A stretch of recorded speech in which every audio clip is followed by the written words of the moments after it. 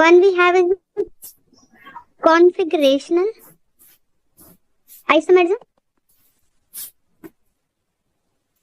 and one we have is my conformational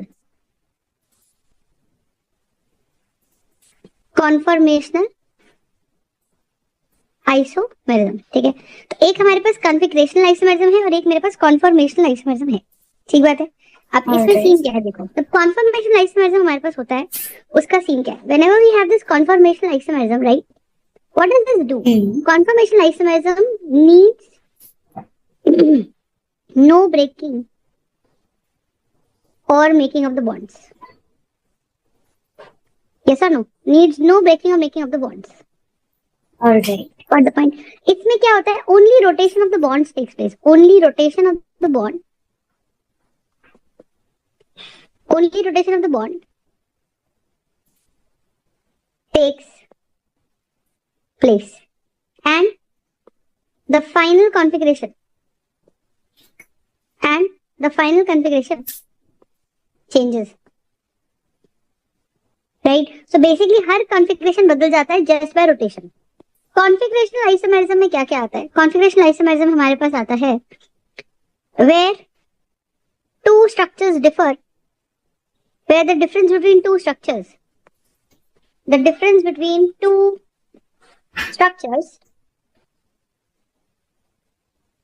arises because there is making and breaking of the bonds.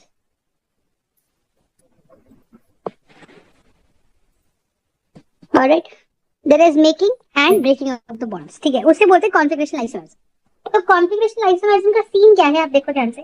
Configurational isomerism में सबसे important चीज जो होती है कि भाई मैम इसके अंदर एक तो नॉर्मल आता है CPMT, which is called as chain isomerism, position isomerism, metamerism, tautomerism.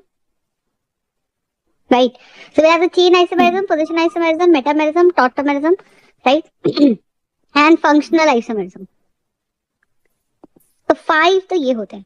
एक इसमें हमारे पास आता है geometrical isomerism. Geometrical isomerism is also a part of configurational isomerism. उसके अंदर हमारे पास आता है सिस ट्रांस,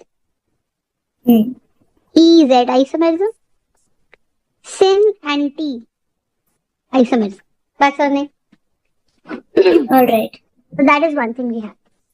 अब बहुत ध्यान से देखना है, जब हम कॉन्फॉर्मेशनल आइसोमेरिज्म पढ़ेंगे, ठीक है, कॉन्फॉर्मेशनल आइसोमेरिज्म जो पढ़ते हैं, ठीक है, तो एक तो ये हमारा एक बेसिक अंडरस्टैंडिंग है। कॉन्फॉर्मेशनल आइसोमेरिज्म में हमें कन्फॉर्मर्स पढ़ने होते हैं। ठीक है, कन्फॉर्मर्स क्या होते हैं? वो मोस्ट स्टेबल ओरिएंटेशंस। ठीक है, what are conformers? Conformers are the most stable orientations जो स्पेस में ऐसे नेचुरली रहती हैं। ठीक है, अच्छा अब इसको देखो कैसे समझते हैं। ठीक है, इसको कैसे समझते हैं, ध्यान से देखो। तो बेसिकली सीन क्या है, कुछ ट्रेन्स मैं आपको बताती हूँ। ठीक है, तो व्हाट इज, एक कुछ ट्रेन्स हमें पता होने चाहिए। ठीक है, एक होता है स्टीरिक स्ट्रेन। स्टीरिक स्ट्रेन का क्या मतलब है? जैसे मान लो मेरे पास एक ही जगह है स्पेस में, ठीक है, गोले में, और इस स्पेस में कुछ एटम्स को बैठना है। Alright. अब मान लो यहाँ जगह है, यहाँ मान लो जगह है कितने एटम्स की? 1 2 3 4 5 6, और हमने क्या करा, हमने यहाँ पे 7वां एटम भी घुसा दिया। तो ऑब्वियसली जो 7th एटम है ना, ये obviously it is facing some resistance on the first end the 6th atom, और ये उनसे कुछ धक्का खा रहा है। अब जब धक्का खा रहा है तो 7th एटम यहाँ से निकल जाएगा। यस और नो? 7th एटम यहाँ से निकल जाएगा। अब 7th एटम यहाँ से निकल जाएगा, दिस इज गॉन। यस और no? So the idea here was कि ये 1 2 3 4 5 6 ये निकल जाएगा। So this was my steric strain. Got the point? तो स्टीरिक स्ट्रेन होता है स्पेस में, जब जगह कम पड़ जाती है पर उस जगह में रहने वाले लोग ज्यादा हैं, तो कोई एक ना एक को निकलना पड़ता है, so that everybody can stay easily in that space. That is steric strain. Alright. एक होता है अपने पास एंगल स्ट्रेन। ठीक है, एंगल स्ट्रेन क्या होता है लॉजिकली समझो। एंगल स्ट्रेन आपको सिंपल बताती हूँ। देखो, हमें पता है कि हर कार्बन जो sp3 हाइब्रिडाइज्ड है, every carbon which is sp3 hybridized, उसका सीन क्या है कि मैम उससे ना हमारे पास एक बॉन्ड एंगल क्रिएट होता है, and that bond angle is 109 degrees 27 minutes. Are you understanding? So that Yeah. is my bond angle. Hmm. Yes or no? अब ये जो बॉन्ड एंगल हमारा है और ये हमारा बॉन्ड एंगल 109 डिग्री 27 मिनट्स पे है। हाँ. तो हमने कहा ठीक है दिस इज 109 डिग्री 27 मिनट्स। अब कहीं Yep. किसी वजह से, किसी भी वजह से, अब अगर इनको, अब जैसे इस कार्बन को देखो आप, तो यानी कि जो भी कार्बन 4 सिंगल बॉन्ड्स बना रहा है, जो भी कार्बन 4 सिंगल बॉन्ड्स बना रहा है ना, जो भी कार्बन 4 सिंगल बॉन्ड्स बना रहा है वो हमें पता है sp3 हाइब्रिडाइज्ड है। तो उसके अबाउट हर डायरेक्शन में bond angle should be 109 degree 27 minutes only. अब यहाँ सिचुएशन क्या हो रही है, यहाँ सिचुएशन क्या हो रही है मुझे बताओ कि मैम यहाँ पे हमने साइक्लोप्रोपेन मान लो बना लिया। अब साइक्लोप्रोपेन बनाने से क्या हुआ भाई, इस कार्बन ने भी क्या करना है, इस कार्बन ने भी ऑब्वियसली बात है कि 4 सिंगल बॉन्ड्स ही बनाए हैं, है ना। अब 4 सिंगल बॉन्ड्स बनाए हैं तो इसका मतलब ये वाला एंगल इसका 109 होना चाहिए था। बट आप देखो कि यहाँ हो क्या रहा है कि will have a carbon carbon का bond here, will have a carbon carbon का bond here, will have a carbon carbon का बॉन्ड हियर। तो अगर कार्बन कार्बन का बॉन्ड इधर है और कार्बन कार्बन का बॉन्ड इधर है और कार्बन कार्बन का बॉन्ड इधर है, इसका मतलब क्या है बताओ कि सारे बॉन्ड इक्वल है, यानी कि ये एक इक्विलैटरल ट्रायंगल बन गया। ऐसा ना। और अगर ये एक इक्विलैटरल ट्रायंगल बन गया इसका मतलब क्या है मुझे बताओ, अगर ये एक इक्विलैटरल ट्रायंगल बन गया इसका मतलब क्या है मुझे बताओ कि ma'am because it is N equilateral triangle this would basically means what कि ये जो एंगल है अपना ये 60 डिग्री है। बात समझ में आई? हाँ ठीक है। अब अगर ये 60 डिग्री है इसका मतलब क्या है, अब अगर ये 60 डिग्री है इसका मतलब क्या है कि मैम ये तो होना तो कितना चाहिए था, this should have been somewhere around 109 degree 27 minutes, but है ये कितना 60 डिग्री। इसका मतलब ये कंप्रेस्ड फॉर्म में, आप इसको समझो कि मेरे पास अगर 4 टेट्राहेड्रल एंगल ये हैं, एक एंगल टेट्राहेड्रल का ये है, एक ट्रायंगल ये है। अब आप देखो कि इन्हें क्या करना है, इस वाले बॉन्ड को इसके साथ बनाना है ना, इस वाले को इसके साथ बनाना है तो इसको कंप्रेस करना पड़ेगा, इस वाले को इन दोनों को कंप्रेस करना पड़ेगा। यानी कि ये रहना तो चाहते हैं 109 डिग्री 27 डिग्री मिनट्स पे, पर रह नहीं पा रहे। अभी अंडरस्टैंडिंग। तो हमने बोला कि मैम ये तो कंप्रेस है, तो ये कितना कंप्रेस्ड है कि this should have been at what position, this should have been at 109 degrees 27 minutes, but it is at 60 degrees, right. 109 degrees minus अगर मैं 27 मिनट्स को हटा दूं तो 60 का तो कितना बनेगा, 49 डिग्रीज बनेगा, यस और नो। अगर ये 49 डिग्रीज बनेगा इसका मतलब क्या है मुझे एक सिंपल सा बताओ, अगर ये 49 डिग्रीज बनेगा तो 49 डिग्रीज मतलब 22.5 डिग्रीज मोटा मोटा यहाँ से, 24.5 यहाँ से और 24.5 डिग्रीज का एंगल स्ट्रेन यहाँ से। बात समझ में? तो हम ये बोल रहे हैं कि भाई ऐसा तो एक कार्बन के अबाउट हो रहा है, तो ऐसा तो तीनों कार्बन के अबाउट हो रहा होगा। तो अगर 49 डिग्रीज का नेट एंगल स्ट्रेन, 49 डिग्रीज का नेट एंगल स्ट्रेन हमारा वन एंगल पे आ रहा है, तो तीनों एंगल्स पे कितना आएगा, 49 degrees into 3 that is going to be approximately 147 degrees.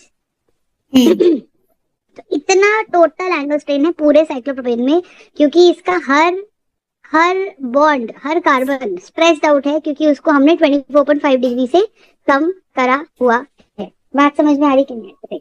Alright, हाँ कॉन्सेप्ट समझ में आया। तो हम यहाँ पे क्या बोल रहे हैं, हम यहाँ पे एक सिंपल सी बात ही बोल रहे हैं कि यार अगर हम इसकी कंसेप्ट देखें ध्यान से, अगर हम इसका कंसेप्ट देखें ध्यान से, तो 45 degree is net angle strain right here. अभी अंडरस्टैंडिंग? Got the point? हाँ। तो इसका मतलब क्या है, इसका मतलब क्या है बताइए कि मैम हमारे पास ये एक एंगल स्ट्रेन है ना। ऐसे अगर मैं साइक्लोब्यूटेन बनाऊं तो साइक्लोब्यूटेन में क्या हो रहा है, इंटरनल एंगल 90 डिग्री है और ये वाला एंगल एच है और ये वाला एंगल भी एच है, ये एंगल एच है और ये वाला एंगल भी एच है, बोलो है ना। तो हम कह रहे हैं कि अगर ये एंगल एच है और ये वाला एंगल भी एच है, इसका मतलब क्या कि this angle is making 4 sigma bonds, so this must be an sp3 hybridised orbital. If it is an sp3 hybridised orbital तो इसका बॉन्ड एंगल होना चाहिए था कितना, 109 degrees again 27 minutes exactly, correct, accurately. लेकिन क्योंकि ये 90 डिग्री हो गया तो हम बताएंगे कि 109 डिग्रीज में से 90 डिग्री चला जाएगा। Got the point?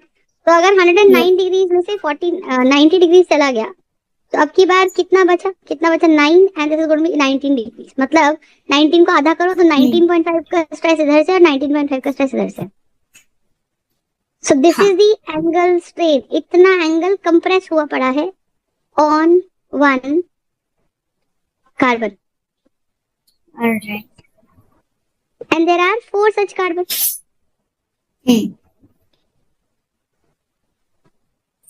And there are 4 such carbons. So 19 degrees into 4 कितना आ जाएगा बताओ? 76 degrees. तो ये मेरे पूरे साइक्लोब्यूटेन का एंगल स्ट्रेन है. Are we understanding my point? Yes. तो हमने कहा भाई ठीक है, this is one thing that is happening. अब आप ये लॉजिक समझो कि अगर हमारे पास 109 डिग्रीज में से 90 चला गया, समझ आई? अब ऐसी साइक्लोपेंटेन देखो. साइक्लोपेंटेन का हाल क्या है? साइक्लोपेंटेन का हाल क्या है? ध्यान से देखो.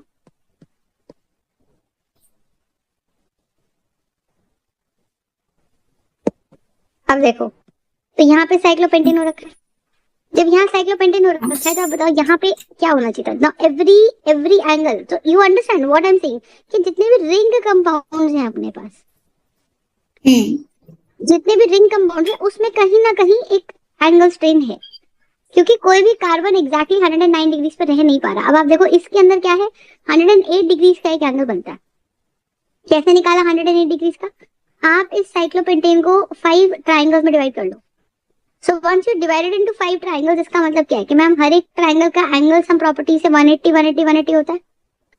तो पूरे साइक्लोपेंटेन में पांचों जो सराउंडिंग एंगल है, जो कॉर्नर एंगल्स है पूरे साइक्लोपेंटेन में, द एंगल इज कितना? 180 plus 180 plus 180, that is going to be 540 degrees. 540 degrees को अगर 5 इक्वल पार्ट्स में बांटा जाए,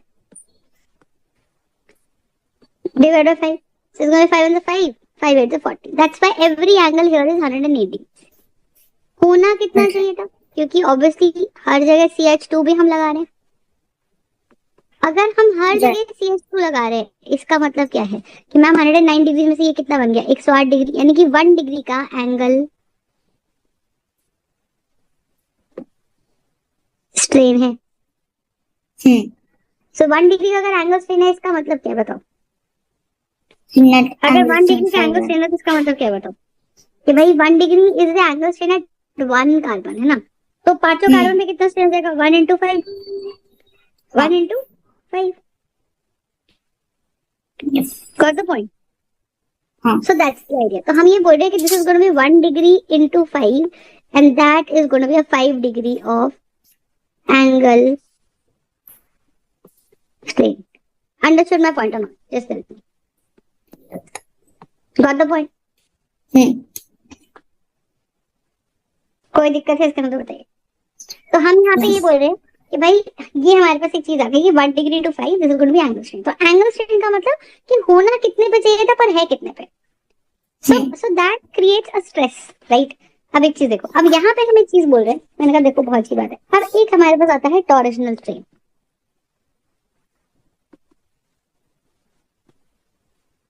When I call it torsional strain, strain का बेसिक मतलब क्या है? ध्यान से देखो. टॉरशनल स्ट्रेन का बेसिक मतलब ये होता है कि मैम देखो सीधी सी बात है, when I am talking about the torsional strain, right? So in torsional strain हो क्या रहा है कि जब भी कोई दो ग्रुप्स एक दूसरे के आगे पीछे रहते हैं, एक ग्रुप यहाँ फैल रहा है, एक ग्रुप यहाँ फैल रहा है, और इनके बीच में लाइंस जो है वो पैरेलल है, मतलब इनके बीच में एंगल 0 डिग्रीज है. ठीक है, तो क्या होता है कि भाई अब देखो दो लाइन है या दो बॉन्ड्स है, मान लो ऐसे कुछ दो बॉन्ड्स है. अब इस इतनी सी स्पेस में दोनों एटम्स को रहना है, पर हमने कहा कि नहीं जी, एक इसके ऊपर यहाँ पे ये फंसा पड़ा है और एक इसके ऊपर यहाँ पे ये फंसा पड़ा है. अब अगर ये size of yellow atom and blue atom या ग्रुप, yellow group and blue group, अगर हमारा ये ग्रुप बड़ा हो गया तो इसका मतलब ये यहाँ पे हिंड्रेंस आएगी.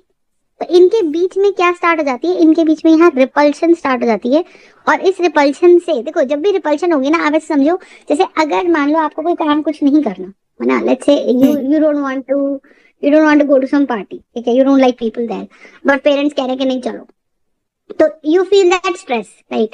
या फॉर एग्जाम्पल मेरे घर में कोई आ रहा है और I don't like the person, तो either I will not meet the person or I will not greet the person, और एक बार ग्रीट करके मैं निकल जाऊंगी. So I feel that stress कि यार ये क्यों आ गया, अभी 10 दिन फिर रहेगा.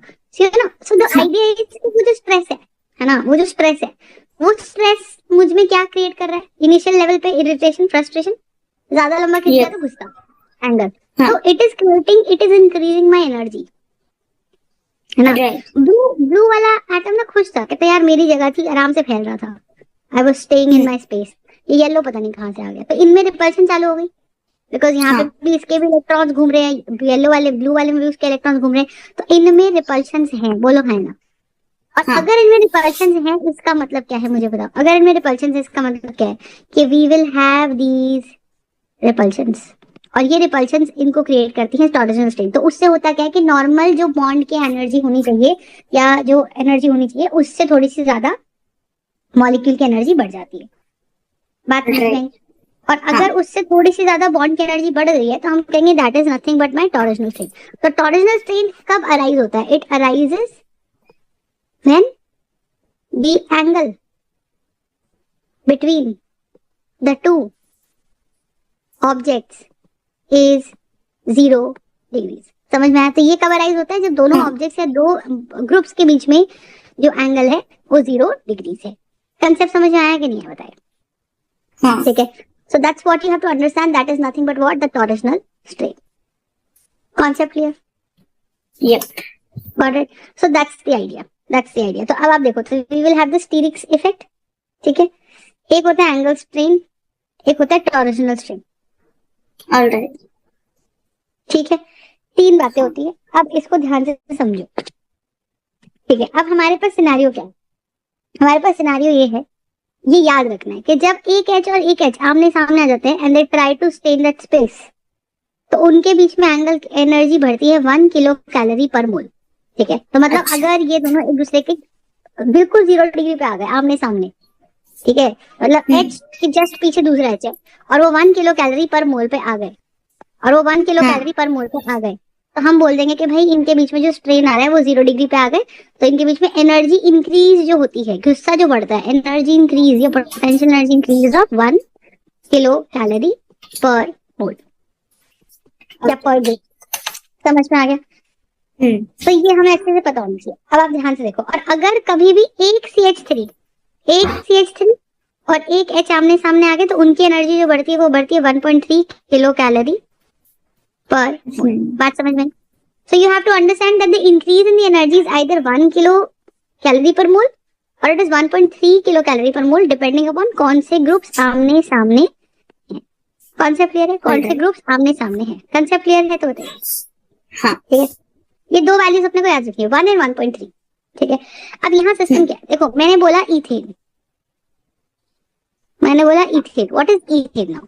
इथेन, अब ओरिएंटेशन की बात है, देखो मॉलिक्यूल जब हम लिखते हैं तो ethane is nothing but C2H6, पर मैं अगर इसका स्ट्रक्चर बनाऊं तो मैंने कहा जी 2 कार्बन है, कार्बन कार्बन में सिंगल बॉन्ड है, ये CH3 है और ये भी CH3 है, बोलो है ना।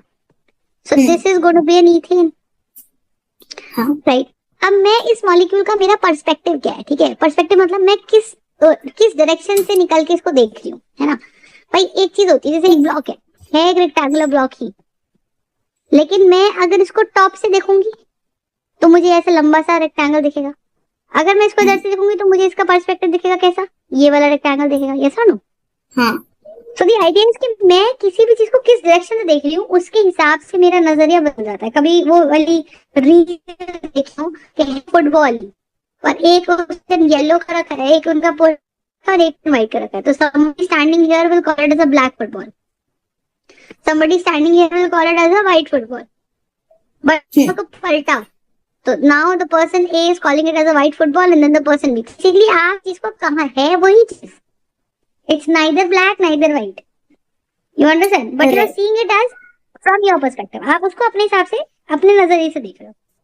तो यहाँ पे भी वही कहानी है कि भाई अगर हम इथेन की बात कर रहे हैं which is C2H6 मॉलिक्यूल, ठीक है, तो मेरे पास एक CH3 CH3 आ गया, अब मैं इसको स्ट्रक्चर बनाती हूँ, तो मैंने कहा मैम देखो ये तो हमने कंडेंस्ड फॉर्मूला सीखा था,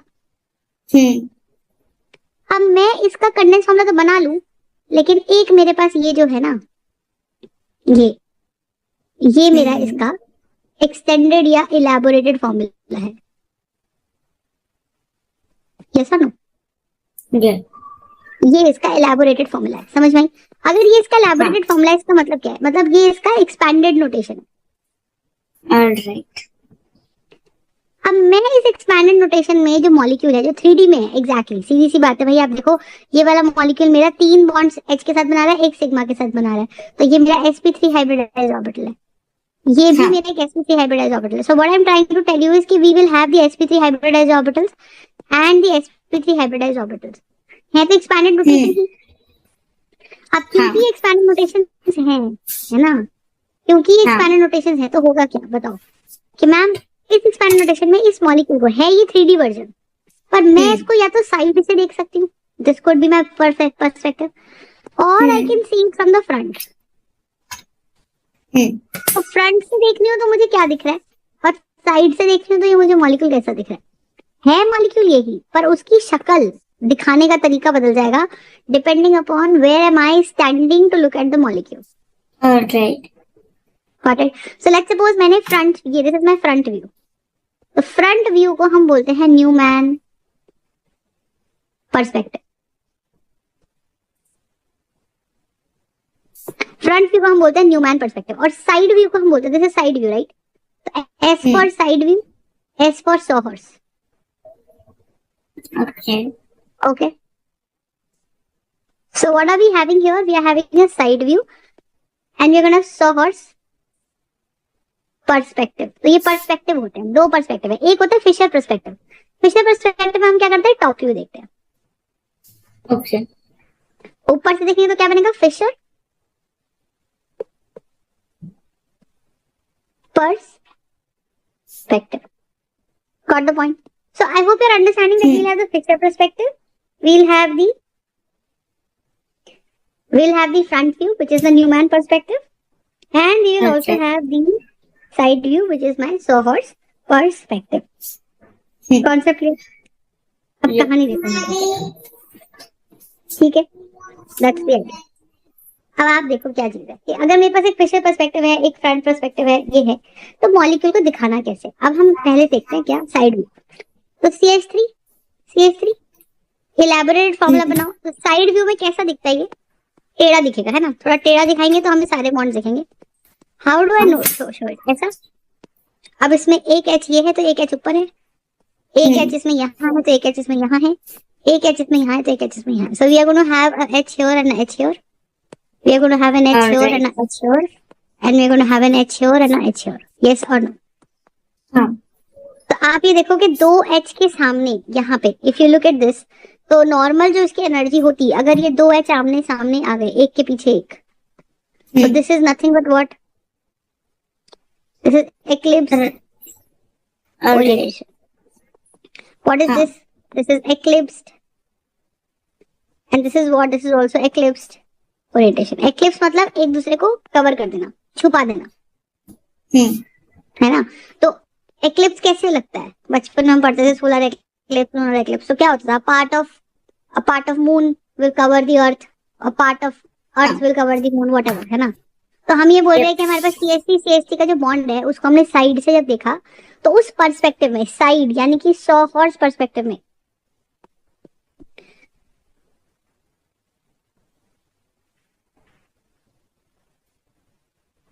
यानी कि सॉहॉर्स पर्सपेक्टिव में होगा क्या, इन द सॉहॉर्स पर्सपेक्टिव दो एच के बीच में एंगल कैसा है, 0 डिग्री, है ना। तो हम बोलते हैं इसके अंदर ओरिएंटेशन क्या है, तो पर्सपेक्टिव के अंदर ओरिएंटेशन क्या दिखी हमको, हमें दिखी एक्लिप्स्ड ओरिएंटेशन,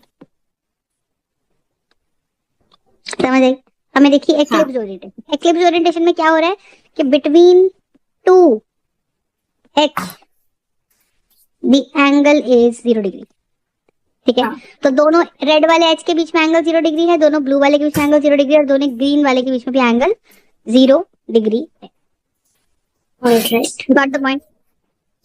तो यहाँ कहानी क्या है, अब ध्यान से देखना, हमने कहा ठीक है ये बन गया। अब आप लॉजिकली देखो कि अगर हम इसको एक प्लेन में माने, so this full has to be 360 degree, वैसे होता नहीं है 360 डिग्री, है ना, वैसे 360 होता नहीं है। अगर मैं आपको करेक्ट स्ट्रक्चर बताऊं तो ये कैसा होता है, करेक्ट स्ट्रक्चर इसका होता है ऐसा, क्योंकि टेट्राहेड्रल बनाना है इसको, है ना। तो टेट्राहेड्रल तो ऐसे ही बनेगा, पर जब आप 3D में इसके बॉल एंड स्टिक मॉडल्स देखते हो, so then you will realize क्या, जब आप इसके बॉल एंड स्टिक मॉडल्स देखते हो, then you will realize what, कि मैम इनके बीच में एंगल कितना है, 360 डिग्री का एंगल है। हाँ इनके बीच में एंगल कैसा है, 360 डिग्री का एंगल है। तो 360 Alright. डिग्री का अगर एंगल अपने पास है, ठीक है, तो इसका मतलब क्या है, अगर 360 डिग्री का एंगल है तो ये वाला एंगल हमारा 120 डिग्री हो गया, ये वाला एंगल भी 120 डिग्री हो गया, ये भी 120। ये ओरिजिनल एंगल नहीं है। ओरिजिनल एंगल अगर आप पूछोगे Okay. This should have been 109 degree. ये इस हाँ पर्सपेक्टिव में कि जब हमने इसका बॉल एंड स्टिक डायग्राम बनाया तो हमें सच में ऐसा दिखा कि मैम अगर इसको सीधा मान ले तो एग्जैक्टली 120 डिग्री के ऊपर ये एंगल बनता है, ठीक है। हाँ तो हमने कहा ठीक है, अब नोटिस करो, अब हम क्या कर रहे हैं, हमें पता है कि rotation about the sigma bond is free. Rotation about the sigma bond is free, rotation about sigma bond बिल्कुल फ्री है। तो इस बॉन्ड के अबाउट अब रोटेशन करा दो। अब रोटेशन कैसे कराएं, एक रोटेशन तरीका क्या है कि मैम देखो पीछे वाले जो एच है ना, हम 60-60 डिग्री घुमाते हैं। 60-60 Okay. डिग्री घुमाने से होगा क्या, एक एच यहाँ है और एक एच यहाँ है। तो पीछे वाले को तो मैंने फिक्स कर दिया, आगे वाले को मैंने घुमाया। जब आगे वाले को घुमा रही हूँ तो एक एच यहाँ जा रहा है, अच्छा है ना, 60 डिग्री घुमाया मैंने। तो 60 डिग्री का मतलब क्या हुआ, एक लॉजिक बता कि ये पूरा 120 डिग्री है ना, तो 60 हाँ। डिग्री मतलब ये वाला यहाँ आएगा, हाँ ये पूरा 120 डिग्री, तो ये वाला बेसिकली आधे में आएगा, यहाँ कहीं आएगा। यू हाँ अंडरस्टैंड?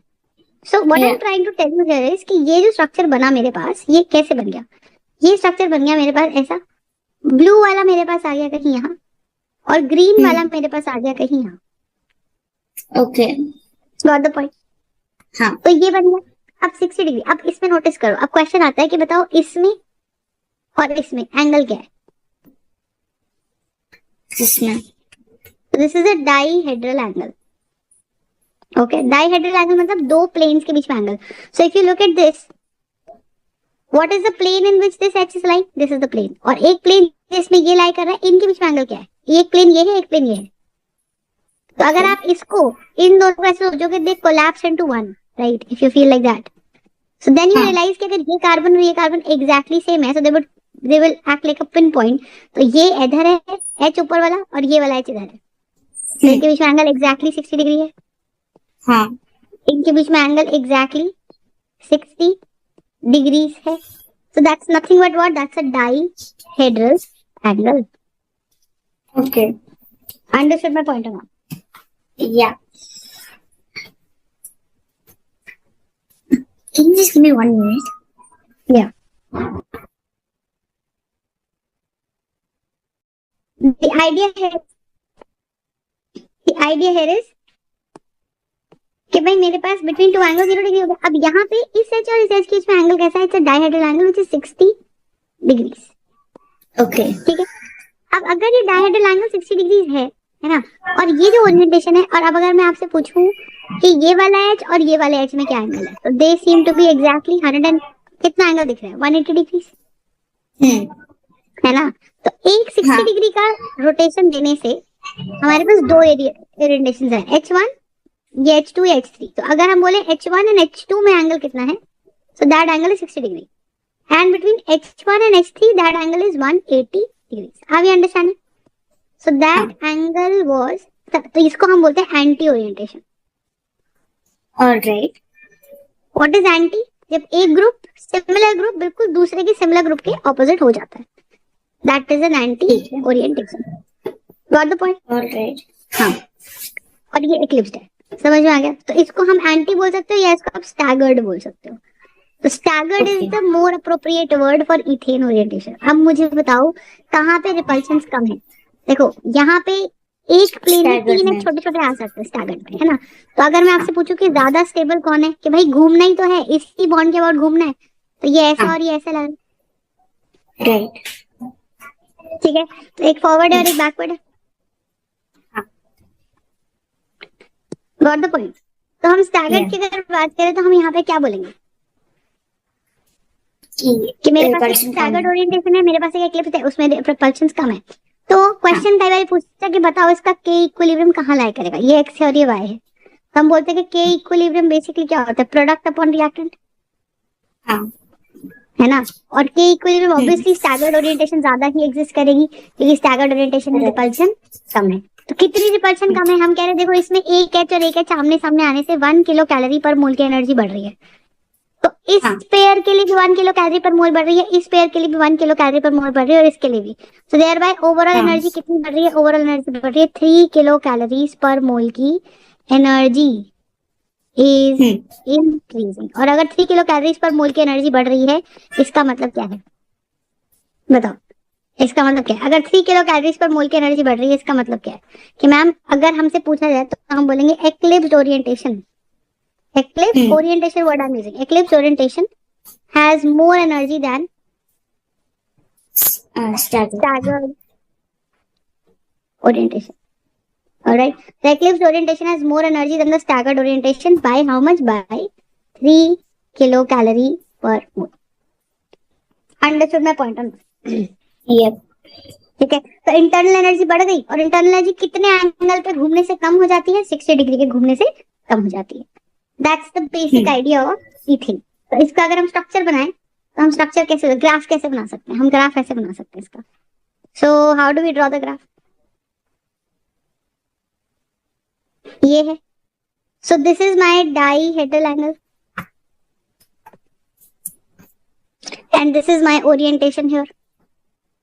सो डाइहेड्रल एंगल एक बार 0 डिग्री है, एक बार डाइहेड्रल एंगल 60 डिग्री है, एक बार डाइहेड्रल एंगल हमारा 120 डिग्री है, फिर से एक और डाइहेड्रल एंगल 180 डिग्री, फिर से 240 डिग्री है, फिर आपका 300 डिग्री है, फिर 360 है, 660 के गैप पर करा रहे। तो आप देखो हर एक बार 60 डिग्री का ओरिएंटेशन देने से एक्लिप्स कन्वर्ट हो जाता है स्टैगर्ड में, Alright.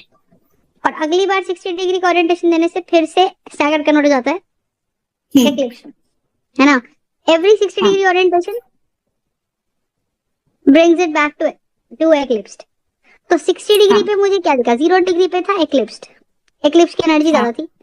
60 डिग्री पे दिखा स्टैगर्ड की एनर्जी कम थी। 120 डिग्री पे मतलब 60 डिग्री से अगले 60 पे पहुंचते। तो हम तो ये देखो, ये जो हम 120 डिग्री लिख रहे हैं ना, ये 0 से नाप रहे हैं।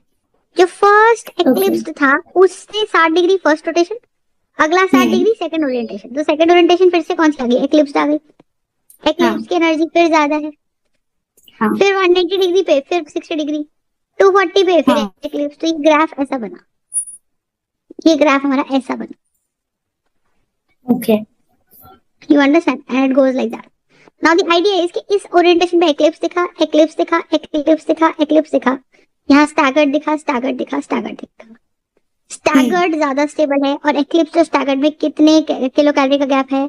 3 किलो कैलोरी पर मोल का गैप है। तो ये वैल्यूज मार्क करने को आती हैं कि how much is this gap? This is actually 3 kilo calories per मोल।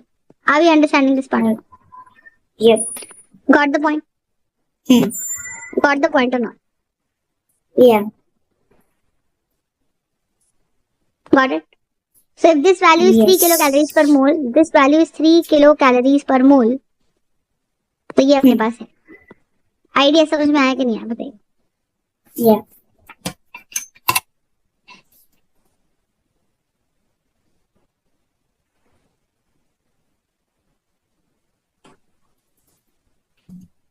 ठीक है, so this is the energy graph. And also इनमें से कन्फर्मर्स आप किसको मानोगे? कन्फर्मर्स आप स्टैगर्ड को ही मानोगे। अच्छा। ठीक है, क्योंकि कन्फर्मर is that orientation which is a stable orientation. ठीक है, अब नेक्स्ट आ जाओ प्रोपेन पे।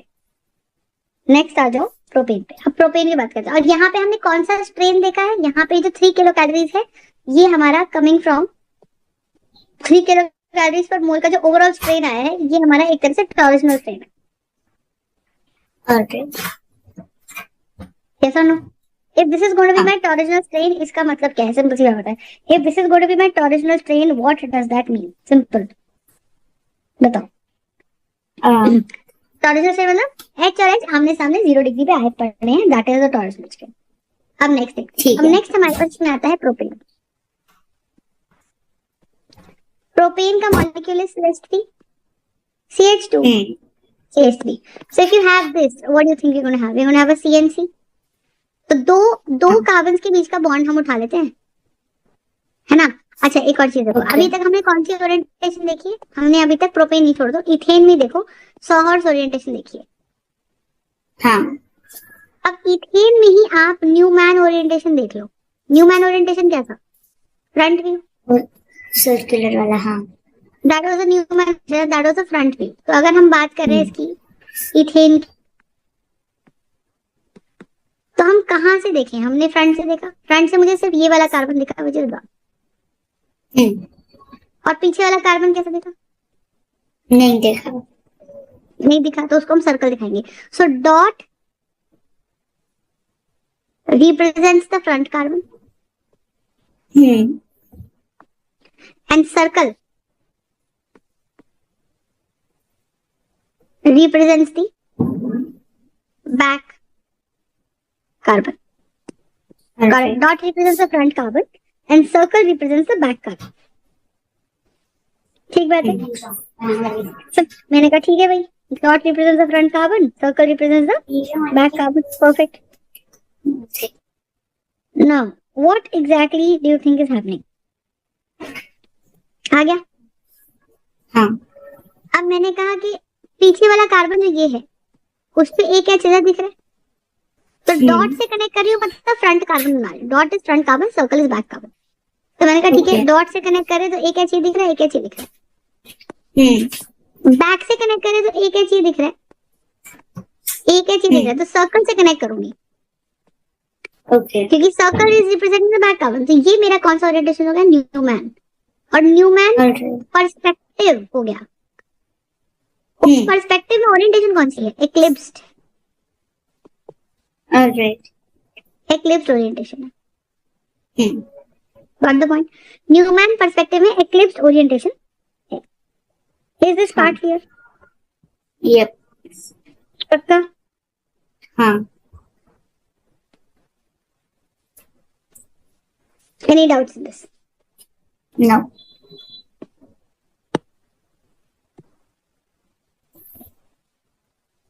Got it. This is the basic idea we have. So we'll have the Newman perspective and we will have the eclipsed orientation. ठीक है, बहुत बढ़िया। अब नेक्स्ट हमारे पास इसमें क्या आता है? स्टैगर्ड मान लो हो जाता है। स्टैगर्ड कैसा दिखता है? तो मैं इसको कैसे बोलती हूँ? या तो दोनों वाई उल्टे हो, ये वाई बनता है ना यहाँ पे, तो ये क्या है? उल्टा वाई उल्टा वाई। तो अगर दोनों पे उल्टा वाई हो या सीधा वाई हो तो वो एक्लिप्स्ड है। स्टैगर्ड में क्या है? स्टैगर्ड में क्या है? स्टैगर्ड में ऐसे बन रहा है, एक उल्टा एक सीधा। हाँ, और सॉरी, तो स्टैगर्ड में कैसा बन रहा है? एक एच इधर है, एक एच इधर है और एक एच इधर है। सही है? हाँ। तो ये बन गया। हमने कहा इसका स्टैगर्ड में इसका न्यूमैन पर्सपेक्टिव बनाओ, फ्रंट से देख रहे हैं। अब फ्रंट से देखेंगे तो कैसा दिखेगा? ध्यान से देखो। तो फ्रंट से जब देख रहे हैं ना, तो ये डॉट है और पीछे सर्कल है।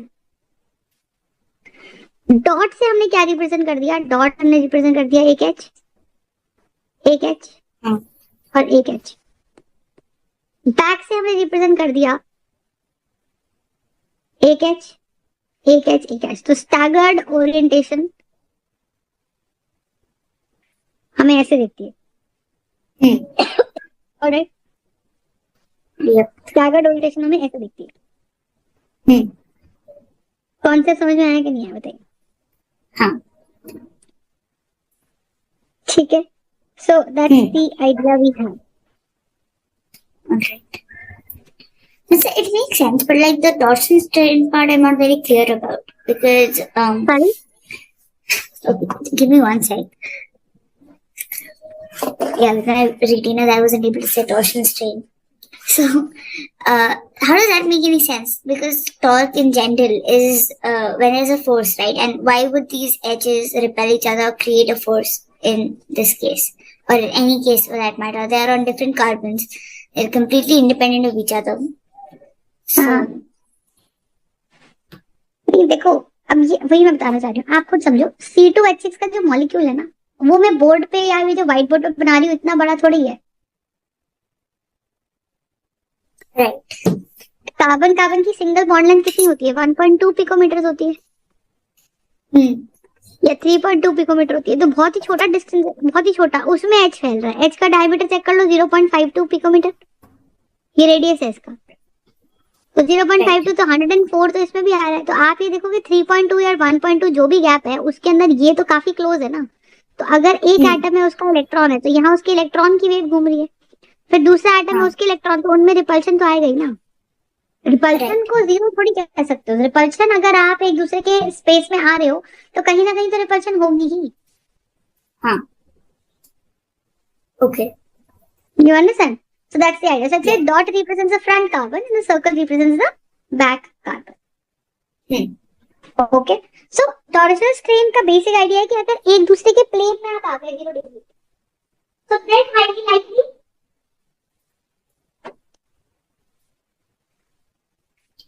योर ऑडियो में। वहां पे रिपल्शन होगी ही होगी। ओके। ठीक है, वो रिपल्शन अपने को नहीं चाहिए एंड देयर बाय ये कहानी है। ठीक है, फंडा समझ में ठीक आगे कि नहीं आगे बताइए। हाँ। So that's the idea we have. हम नेक्स्ट इसके अंदर सीन क्या है ध्यान से देखो। नेक्स्ट देखो, ऐसे ही इसी के अंदर हम अगर इथेन की बात करें, इथेन का ही हम फिशर प्रोजेक्शन बनाते हैं। प्रोजेक्शन कह लो या पर्सपेक्टिव कह लो, फिशर प्रोजेक्शन एग्जैक्टली है क्या? हम इसको देखो, Fischer projection can be understood as a top view और as a bottom view. It's up to you completely कैसे नापना है। प्रोडक्ट में कोई फर्क नहीं पड़ता। ओरिजिनली तो ये मॉलिक्यूल देखो होता तो 3D ही है, और इसको समझना सबसे आसान होता है इसकी सॉहर्स ओरिएंटेशन, है ना। हाँ। सबसे आसान इसको होता है समझना इसकी सॉहर्स ओरिएंटेशन। तो मैंने कहा भाई देखो सॉहर्स ओरिएंटेशन ये कैसे आ गया, तो ये देख लिया। अब आप इसको टॉप व्यू से जब देखोगे ना तो हमें इसे बनाना कैसे, टॉप व्यू में हमें करना क्या है, ये हमें ऐसा चेक के जैसे दिखना चाहिए। तो हम क्या कहते हैं कि ये जो ग्रुप हाँ। ऊपर की तरफ आया हुआ ना इसको लिटा दो पीछे, ऐसा हो जाएगा। और ये जो हाँ। टॉप ग्रुप आया हुआ इसको भी लिटा दो, ठीक है। तो ये कुछ ऐसा दिखेगा कि कार्बन यहाँ है, कार्बन यहाँ है, जो लेटने के बाद ये एच यहाँ आ गया। ठीक अब है। जब ये लेट जाएगा तो ये वाले एच नीचे की तरफ पिन पॉइंट है, इनको ऊपर की तरफ उठा दो। अगर मैं मार्क कर दूं H1 H2 तो H2 इधर आ जाएगा, और ये H3 H4 है तो H3 इधर आ जाएगा और H4 इधर आ जाएगा। बोलो है ना। हाँ। तो the idea here is what कि 1 H1 H2 H3 H4, right. Got it. हाँ। So that's the idea, that's the idea. अब इसको सीधा कर दो तो ये अपने को ऐसा लगेगा, every intersection is a carbon. तो ये H4 है और ये H3 है, ये H2 है और ये H1 है, ये H5 है और ये H6 है। कॉन्सेप्ट समझ में आया या नहीं बताइए। आया। ठीक है, तो ये कंसेप्ट है। तो आप ये लॉजिकली देखोगे अपने पास H5 एंड H6 है, H3 एंड H4 है, H2 एंड H1 है। ओके। ठीक है, that's the idea we have. So that's going to be a Fisher projection. तो अगर रैंडमली मैं आपको कोई भी मॉलिक्यूल दूं ऐसे, और मैंने आपको बोला कि यहाँ कोई ग्रुप X लगा हुआ है, यहाँ Y लगा हुआ है, यहाँ Z लगा हुआ है, यहाँ A लगा हुआ है, यहाँ B है, यहाँ C है, इसका फिशर प्रोजेक्शन बना दो। तो फिशर प्रोजेक्शन में चाहे आप बॉटम से देखो चाहे आप टॉप से देखो, काम तो वही करना है। जो वर्टिकली ऊपर उठा हुआ है ना, जो मेरी तरफ आ रहा है मुझसे दूर जा रहा है, उसको सीधा करना। तो ये लाइन सीधी ऐसे जाएगी तो यहाँ कार्बन है, यहाँ कार्बन है, ऊपर Y दिखेगा, नीचे X दिखेगा। सीधा होने के बाद जब ये खत्म हो गया, मतलब this is now not existing for me क्योंकि it's a part of the same straight line. तो अब ये दोनों ग्रुप्स A और Z नीचे की तरफ दिख रहे हैं, A और Z नीचे की तरफ दिख रहे हैं, तो ये A इधर आ जाएगा और ये Z इधर आ जाएगा और ये C इधर आ जाएगा और ये B इधर आ जाएगा। अब इसको आप सीधा कर दो, so it should look like to me like Y X A Z C B। That's how my Fisher should look like. तो फिशर प्रोजेक्शन इसका पर्सपेक्टिव है। फंडा समझ में आया? हाँ। ये पता है क्या है एग्जैक्टली ये एग्जैक्टली ऐसा है कि कभी कभी शैडो अगर आपने बनती हुई नोटिस करी हो ना, हाँ। तो आप सोचो ऊपर से अगर आप टॉर्च जला दो तो जब लाइट आएगी तो उसकी शैडो जब पड़ेगी तो ये सीधा दिखेगा, ये सीधा दिखेगा और ये भी सीधा दिखेगा ऐसा। हाँ। तो ये शैडो है, इसीलिए पर्सपेक्टिव या प्रोजेक्शन वर्ड यूज कर रहे हैं इसके लिए। ऑलराइट। ठीक है, बट इसका तरीका हमने कहाँ से सीखा है? अभी हम सॉहॉर्स से हमने फिशर बनाना सीखा है, राइट। ठीक है, सॉहॉर्स से फिशर बनाना सीखा है। और कौन से सॉहॉर्स से फिशर बनाना सीखा है? एक एक्लिप्स्ड सॉहॉर्स से। हाँ। एक एक्लिप्स्ड सॉहॉर्स से हमने फिशर बनाना सीखा है। तो याद रखिएगा, फिशर इज ऑलवेज एक्लिप्स्ड। आप कभी भी स्टैगर्ड से फिशर नहीं बनाओगे। अगर आपको कोई स्टैगर्ड ओरिएंटेशन दे भी दी, so you convert that staggered into eclipsed first and then you draw the correct fissure. Okay. You understand? Then you get हाँ. the correct fissure. Understood my point or not? Yes. Got the point? Then you get the correct fissure. ठीक है। ठीक है? हाँ.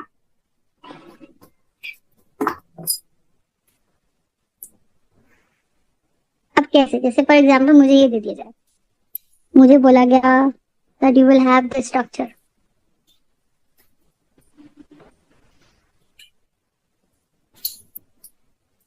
ऐसा। अब इसका Fisher बनाने बैठूंगी तो पहला मेरा काम क्या है? ये तो स्टैगर्ड है। तो स्टैगर्ड ओरिएंटेशन से हम कभी भी फिशर नहीं बनाएंगे। Okay. तो हम फिशर किससे बनाएंगे? स्टैगर्ड ओरिएंटेशन से हम कभी भी फिशर नहीं बनाएंगे। तो हम फिशर किससे बनाएंगे? तो हम बनाएंगे जी सी और सी। आया? तो इसको घुमा दो, ऊपर वाले को तो ऐसे रख दो एक्स वाई जेड। जब आप इसे घुमाओगे इधर से घुमा दो उल्टा, तो बी ऊपर आ जाएगा, तो डी इधर आ जाएगा, ए इधर आ जाएगा। ठीक। बात समझ में? अब इसका फिशर बनाओ। तो इसका फिशर जब बनाओगे तो आपका लॉजिक समझा, ऊपर वाला सी है, नीचे वाला सी है ना? तो ऊपर एक्स है, नीचे बी है, ये ए है, ये डी है, ये जेड है, ये वाई है।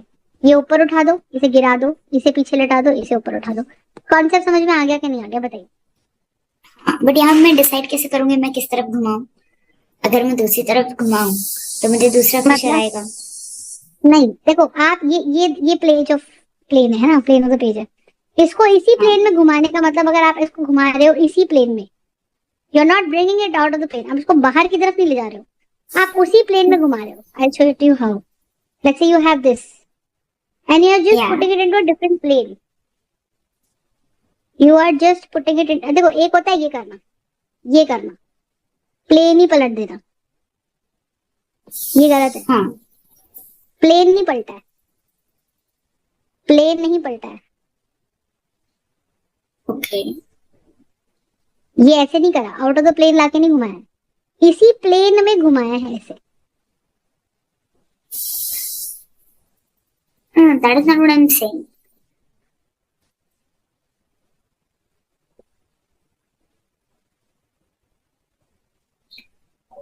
इसी प्लेन में घुमाया है, तो क्या हो जाएगा? बी आ जाएगा ऊपर, एक्स आ जाएगा नीचे, है ना?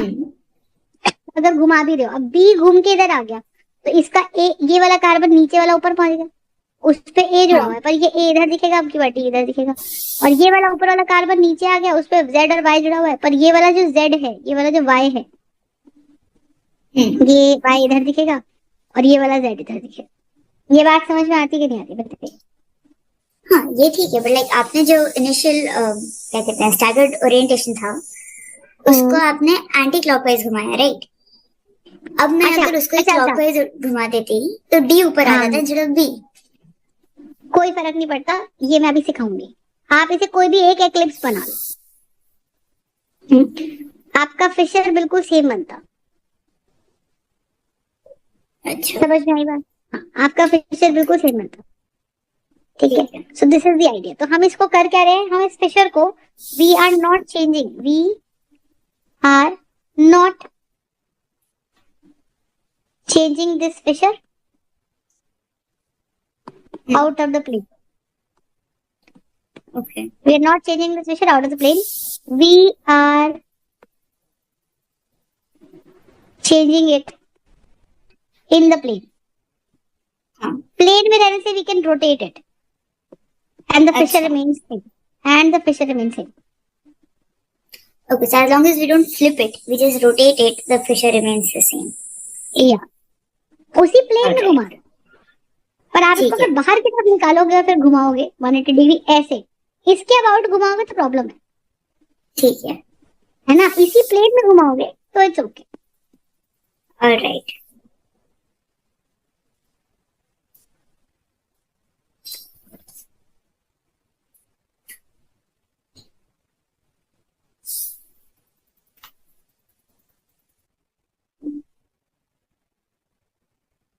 Any doubts in this?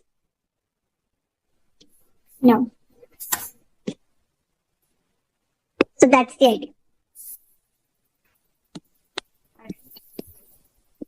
ठीक है। हाँ।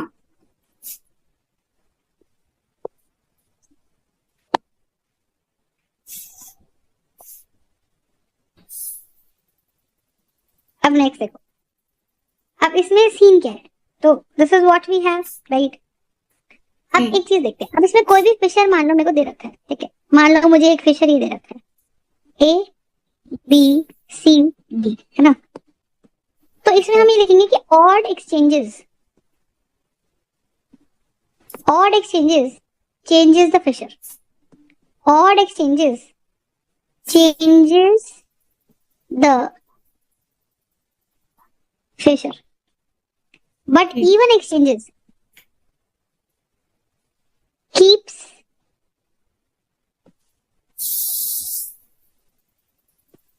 the fissure same.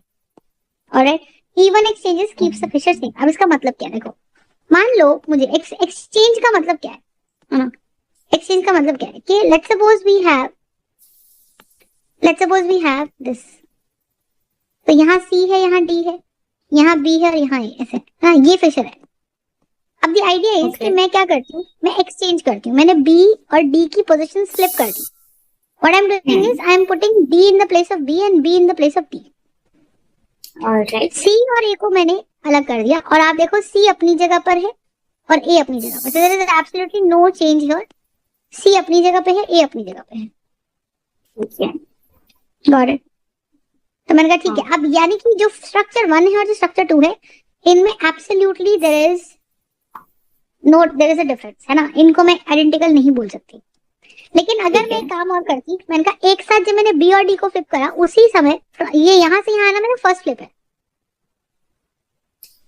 ठीक है। अब अगर मैं क्या कर रही हूँ कि ये मेरे पास आया, ये डी आया और ये बी आया, यहाँ ए डाला और यहाँ सी डाला, बात समझ में, तो होगा क्या, तो मैं बोल रही हूँ कि फर्स्ट स्ट्रक्चर से जो थर्ड स्ट्रक्चर आया, देखने में भले ही हमको ऐसा लग रहा है कि अलग है, बट मैं कहीं ना कहीं सेम प्लेन में रोटेट करके इसको पहले जैसे स्ट्रक्चर, अब देखो इसको मैं इसी प्लेन में रोटेट कर दूं तो क्या बन जाएगा, मुझे बी ऊपर चाहिए, तो let's bring it like that, इसी में ये बी को इधर ले आओ तो डी इधर आ जाएगा, है ना, क्योंकि मैंने क्या क्या करा, अच्छा ए को कहाँ ले आए हम, नीचे आ जाएगा ये, और सी इधर आ जाएगा।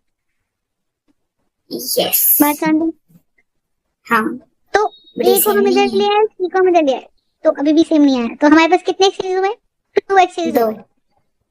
हाँ, तो कहीं ना कहीं I can make them similar. How do I make it similar, B और डी को मैं वहां ले आई, have I written it right, और ए और सी को वहां ले आई, तो इवन एक्सचेंज से अब इसको देखो, तो मैंने क्या करा, बी ऊपर ले आया तो ए नीचे आ गया, है ना, और ये अगर मैं ऊपर ले आऊंगी तो बी को अगर मैं ऊपर ले आई तो डी इधर आ जाना चाहिए था, तो सी इधर आ जाएगा तो इधर आ जाएगा। Okay, any other rotation can I give it? Nothing that will actually change that. You'll have to flip the plane. Plane flip A और B. हाँ. प्लेन फ्लिप नहीं कर सकते, ठीक है। Yes. बी और ए, डी और सी, बी और ए, डी और सी, Maybe if you rotated it anti-clockwise वो फिर हो जाता. Like and 2-3 रोटेशन के बाद B ऊपर आता. But then it would have worked. नहीं, किसी भी हाल में ऐसा नहीं हो पा रहा है, क्योंकि बी नीचे ए ऊपर है, तो सी लेफ्ट में है और डी राइट में, है ना। हाँ. अच्छा ठीक है, इसको व्हील सी, है ना, इसको व्हील सी, तो हमारे पास यहाँ क्या है, एक फर्स्ट फ्लिप है, एक सेकंड फ्लिप है। होता यही है कि अगर आपने इवन एक्सचेंजेस कर दिए, है ना, तो you get the similar identical structure ideally, तो ये रूल होता है। अब इसको हम शायद 2D पे दिखा नहीं पा रहे हैं, बट 3D पे हम इसको एक्चुअली दिखा पाते हैं, जब हमारे पास वो कॉलन डॉट डायग्राम्स होते हैं उस पे तो हम दिखा पाते हैं कि वो एग्जैक्टली सेम है, it's just the way of looking at it Okay. Differs. ठीक है, अब देखो Alright. Now, if I were to flip DB for the first time and then I flipped हाँ AD, would that also count as two exchanges? हाँ Or is that हाँ just हाँ one हाँ exchange? हाँ हाँ हाँ हाँ, देखो ऐसे जैसे मान लो मैंने इसको कर दिया, मान लो ये स्ट्रक्चर था, तो वी स्टार्टेड विद दिस, है ना, बी यहाँ था, इनिशियली डी यहाँ था फर्स्ट स्ट्रक्चर में, यहाँ हाँ सी था और यहाँ ए था, ऐसे ही था ना। अब हाँ मैंने, this is my first structure, अब मैंने फर्स्ट फ्लिप करा तो मैंने बी और डी को फ्लिप कर दिया, हाँ तो बी और डी को फ्लिप कर दिया तो डी यहाँ आ गया, बी यहाँ आ गया, ये सी हाँ यहाँ है, ये ए है। और मैंने ठीक क्या है। करा, फिर से डी को ए की जगह ले आई D and और C ए को डी की कर जगह ले दिए। गया, बी और ये से गया। अब मेरे पास सेकंड स्ट्रक्चर आ Okay. गया, second structure, this is my third structure. Alright. ठीक है, Hmm. अब अगर हम देखें by any chance can I bring it back to the first structure, can I bring it like that. अब वो किसी भी हाल में अगेन फिर से नहीं आ रहा, बट फिर भी हम कह रहे कि हमने ये फर्स्ट फ्लिप था and this is going to be my second flip. Right. तो अगर फर्स्ट फ्लिप है और अगर सेकंड फ्लिप है तो उनके बीच में एंगल कैसा है, उनके बीच में एंगल मेरा, मतलब उनके बीच में हम बोलेंगे first and third is exactly identical. So don't try and check it here on the plane because 3D में विजिबिलिटी आती है, ठीक है, Okay. 3D में विजिबिलिटी आती है। तो हमने कहा ठीक है, सो दिस इज आइडेंटिकल, लेकिन अगर हम first and second and third को आइडेंटिकल बोले तो हम आइडेंटिकल बोल नहीं सकते। Okay. ठीक है, तो हमने ये समझ में आ गई हमको बात। Yeah. ठीक है, अब जो आप उसकी बात कर रहे थे, देखो अब जब आप बात कर रहे थे किसकी, यू सेड कि मैम ये स्ट्रक्चर है, यहाँ एक्स है और यहाँ वाई है, यहाँ ए है और यहाँ बी है, यहाँ सी है और यहाँ डी है, ऐसा स्ट्रक्चर कुछ है। ठीक है, तो मैंने कहा ठीक है स्ट्रक्चर है।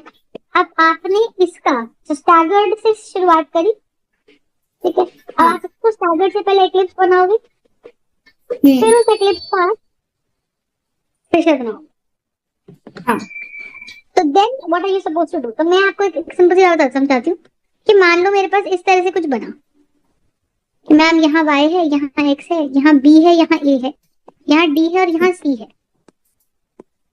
Okay. तो मैंने क्या बोला, मैंने ये बोला कि अगर हम इन दोनों को फ्लिप कर देंगे तो मेरे पास b यहाँ आ जाएगा, फर्स्ट कार्बन पे एक्सचेंज करेंगे, है ना। हाँ तो x यहाँ आ जाएगा, a यहाँ आ जाएगा। अभी ये कितने एक्सचेंज करे मैंने, एक ही एक्सचेंज एक। करा, है ना। अब एक और एक्सचेंज में कौन सा कर दूंगी, b और x हो गया। अब मैं x को इधर ले और a को इधर ले, सेकंड फ्लिप। सो मैं finally what exactly is happening, x को मैं ले आई इधर और a को मैं ले आई इधर। तो मैं बोलूंगी कि अब ये और ये स्ट्रक्चर बिल्कुल आइडेंटिकल है, because how have I obtained the structure, structure 1 I have obtained from structure 2, how, by two flips, by 2 flip. two exchanges. तो Yeah. अगर हाँ, तो जहां आपको ऐसा लग रहा है ना कि मैम मैंने तो क्लॉकवाइज घुमा के क्लिप्स बना दिया और मेरा तो स्टैगर्ड कुछ और बन रहा था, मेरा तो मेरा तो फिशर कुछ और बन रहा था, आपका कुछ और बन रहा था, बट अगर हम एक्लिप्स ओरिएंटेशन से आ रहे हैं और मॉलिक्यूल एक्लिप्स पे सेम है तो इस बात से कोई फर्क नहीं पड़ता। By some even switches you can always do that, but फर्क ये है कि आप इस कार्बन से स्विचेस करोगे तो एक्स और ए की पोजीशन चेंज करना इज वन फ्लिप, फिर एक्स इधर आ जाएगा, ए इधर आ जाएगा, फिर ए और बी की पोजीशन फ्लिप करना इज अनदर स्विच। तो एक एक फ्लिप करो, ओरिएंटेशन बनाओ, फिर उससे फ्लिप करो, है ना। Acha, and can I do flips only on one carbon or can I flip with other? Obviously only on one carbon, right? आपको जहां पे सिमिलैरिटी लानी है वहां पे आप दोनों पे कर सकते हो। एक कार्बन पे अगर इवन फ्लिप हो रहे हैं, एक कार्बन पे अगर इवन फ्लिप हो रहे हैं Right. तो हम कहेंगे कि वो एग्जैक्टली सेम फिशर है, सिंपल। हाँ, but obviously हम X और C को तो flip नहीं कर सकते हैं, right? That like हाँ, exchange. नहीं नहीं नहीं नहीं नहीं नहीं नहीं, ठीक है. समझ में आ गई। So that's the idea, right? So we'll be practicing some more questions on it, All right. right? आज के लिए इतना ही करते हैं।